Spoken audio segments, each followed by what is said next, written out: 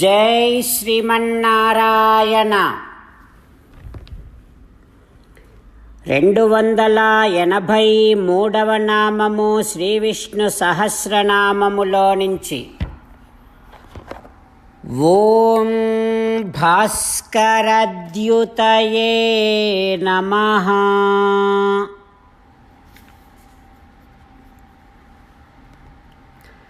హో శ్రీమన్నారాయణ, ఇతరులు నిన్ను ఆశ్రయించనటువంటి వారు ఎంతటి వారైనా సరే వారిని తిరస్కరించగలిగినటువంటి అద్భుతమైనటువంటి ప్రభావము, సూర్యుని వంటి ప్రతాపము కలిగినటువంటి వాడివి నువ్వు కదా తండ్రి. హో శ్రీమన్నారాయణ, నువ్వు అర్జునుడికి విశ్వరూపాన్ని చూపించినప్పుడు రక్షాంసి భీతాని దిశో ద్రవంతి, ఆ రకమైనటువంటి భయంకరమైనటువంటి విశ్వరూపాన్ని చూడలేక రాక్షసులు ఒక్కొక్కరు ఒక్కొక్క చోటికి పారిపోయారు కదా తండ్రి.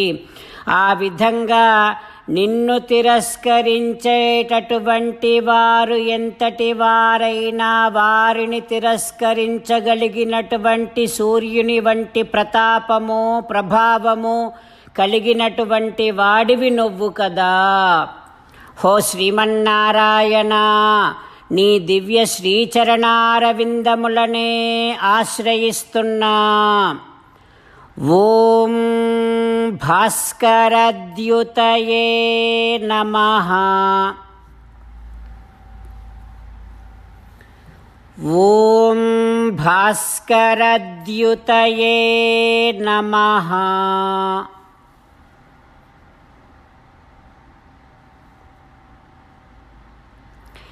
ఆశ్రయించనటువంటి వారు ఎంతటి వారైనా వారిని తిరస్కరించగలిగేటంతటి గొప్ప ప్రభావము, ప్రతాపము కలిగి ఉన్నటువంటి శ్రీమన్నారాయణుణ్ణి మన హృదయ మందిరములో సేవిస్తూ స్వామికి సాష్టాంగ నమస్కారము చేస్తూ స్వామి నామ సంకీర్తన చేద్దాం. శ్రీమన్నారాయణ నారాయణ నారాయణ, శ్రీమన్నారాయణ నారాయణ నారాయణ. శ్రీ వాల్మీకి రామాయణములో గుహుడు భరతునితోని అంటూ ఉన్నాడు. ఎప్పుడైతే భరతుడు గుహుడితోని గుహ, నన్ను శంకించకయ్యా, నేను రామచంద్రుడిని వెనక్కి తీసుకొని వెళ్ళటము కోసమే వస్తున్నా, ప్రమాణం చేసి నిజమే చెబుతున్నా అని భరతుడు అన్న తర్వాత గుహుడు భరతుడితోని అంటూ ఉన్నాడు. ఏమని? ఓ భరత, నువ్వు నిజంగా ధన్యుడవయ్యా. అప్రయత్నంగా నీకు లభించినటువంటి, చేతికి అంది వచ్చినటువంటి ఈ రాజ్యాన్ని తిరిగి రామచంద్రుడికి ఇవ్వడానికి సిద్ధంగా ఉన్నావంటే నీతో సమానమైనటువంటి వాడు ఈ లోకములో ఎవ్వరూ ఉండరు భరత. భరత, నత్వయా తుల్యం పశ్యామి జగతి తలే. నువ్వు చాలా గొప్ప ధన్యుడవయ్యా. కష్టాల పాలైనటువంటి మన రామచంద్రుణ్ణి వెనక్కి తీసుకొని వెళ్ళాలి అని అనుకుంటున్నావు కదా, ఇక నీ కీర్తి అన్ని లోకాలలో శాశ్వతంగా వ్యాపించిపోతుంది భరత అని గుహుడు అంటూనే ఉన్నాడు. మెల్లిమెల్లిగా ఆ పూట రాత్రైపోయింది. గుహుడు అక్కడి నుంచి బయలుదేరాడు. భరతుడేమో తన సైన్యాన్నంతటిని కూడా ఇక విశ్రమించండి అంటూ ఆజ్ఞాపించాడు. శత్రుఘ్నుడు, భరతుడు కూడా పడుకునేటటువంటి ప్రయత్నం చేస్తూ ఉన్నారు. కానీ భరతుడికి నిద్ర పట్టటము లేదు. హృదయంలో ఏదో ఒక రకమైనటువంటి బాధ తనని కలిచివేస్తుంది. ఎందుకు బాధపడుతున్నాడు భరతుడు? భరతుడికి ధనములో ఏమైనా లోటుందా అంటే ఏ లోటు లేదు. ఆ జన్మాంతము అనుభవించిన తరగనటువంటి ఐశ్వర్యము భరతుడికి ఉంది. అయినా భరతుడు బాధపడుతున్నాడు. భరతుడు ఏమైనా పాపం చేశాడా? ఎందుకు బాధపడుతున్నాడు అనంటే ఏ పాపము చెయ్యలేదు, అయినా బాధపడుతున్నాడు. భరతుడి మనస్సు అంత బలహీనమైనటువంటిదా? ఎందుకు బాధపడుతున్నాడు అంటే భరతుడు మహాధీరుడు, అయినా బాధపడుతున్నాడు. ఎందుకని అంటే వాక్కుకి మనస్సుకి కూడా అందనటువంటి అపరిమితమైనటువంటి దుఃఖము, రాముడి కోసము తాను పడుతున్నటువంటి దుఃఖము వల్ల, దుఃఖపు పొంగు వల్ల భరతుడి మనస్సంతా కూడా వికలమైపోయింది. ఎక్కడ చూసినా కూడా శరీరమంతా కూడా చెమటలు పడుతున్నాయి. ప్రసృతః సర్వగాత్రేభ్యః స్వేదం, మొత్తం అంతా ఒళ్ళంతా చెమట పట్టిపోయి ఉంది. ఎలా ఉంది భరతుడి పరిస్థితి అనంటే, ఒకవేళ మంటల్లో తగలబడిపోతే, అడవంతా తగలబడిపోతే, ఎక్కడో ఒక చోట ఒక చెట్టు తొర్రలో ఇంకా ఒక బడబాగ్ని దాగి ఉన్నట్టుగా రాముడి కోసం ఏడ్చి ఏడ్చి ఉన్నప్పటికీ భరతుడి లోపల హృదయములో ఇంకా శోకాగ్ని దాగి ఉంది. అది భరతుడిని నిద్రపోనివ్వటము లేదు. రామా రామా అంటూనే ఉన్నాడు, నిద్ర పట్టటము లేదు. భరతుడి యొక్క మనస్సులో ఉండేటటువంటి దుఃఖపు పొంగు ఒక కొండలాగా ఉంది. కొండ మీద పెద్ద పెద్ద బండరాళ్ళు ఎట్లా ఉంటాయో, భరతుడి దుఃఖం అనేటటువంటి కొండ మీద నిరంతర రామధ్యానం అనేటటువంటి పెద్ద పెద్ద బండరాళ్ళున్నాయి. కొండ మీద ఏ విధంగా ఓషధుల యొక్క చెట్లు ఉంటాయో, భరతుడి దుఃఖం అనేటటువంటి కొండ మీద రామ విషయకమైనటువంటి ఉచ్ఛ్వాస నిశ్వాసాలు ఉన్నాయి. కొండ మీద ఏ విధంగా వృక్షాలు ఉంటాయో, భరతుడి యొక్క దుఃఖం అనేటటువంటి కొండ మీద భరతుడి యొక్క సకలేంద్రియములు వాటికి కావలసినటువంటి వస్తువులు దగ్గర ఉన్నా స్వీకరించకుండా దీనంగా ఉంటున్నాయి.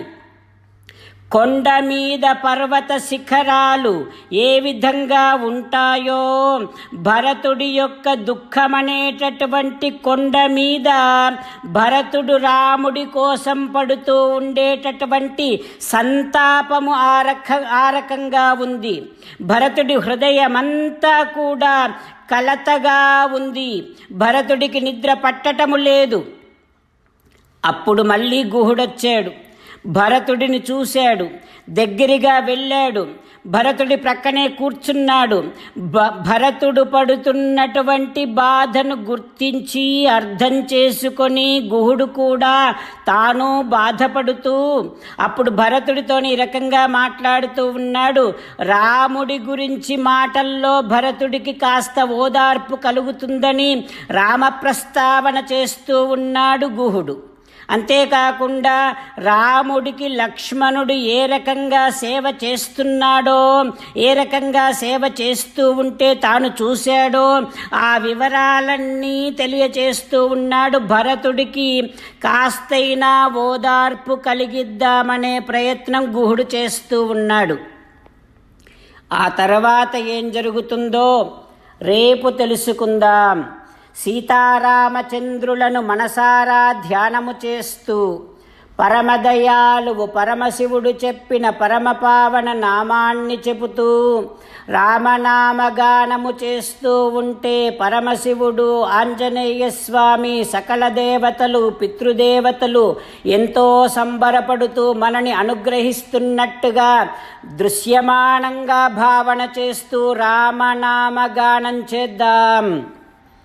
రామ రామ దశరథ రామ, రామ రామ దశరథ రామ, హే హే రాజా రామ, హే హే రాజా రామ, హే హే సీతారామ,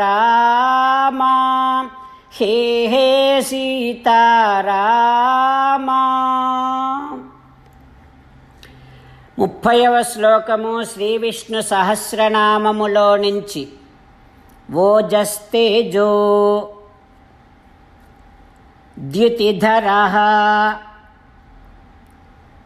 ప్రకాశాత్మా ప్రతాపనః రుద్ధః స్పష్టాక్షరో మంత్రః